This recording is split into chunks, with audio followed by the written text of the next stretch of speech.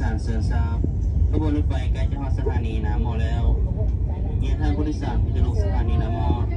กรุณาเตรียมสัมภาระของท่านเอาไว้ให้ดีก่อนที่จะลงรถและมันยืนรอท่าที่ประตูทางออกเนื่องจากการจอดรถอยู่สถานีมีเวลาที่สั้นและระมัดระวังในขณะที่ก้าวลงจากรถเพื่อหลีกเลี่ยงการเกิดอุบัติเหตุขอบใจ女士们、先生们，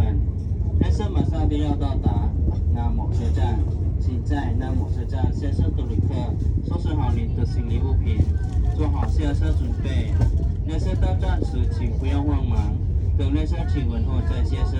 以免发生危险。US please, the train is arriving at Namo Station. Get ready departure. ขณะนี้ขบวนรถไฟ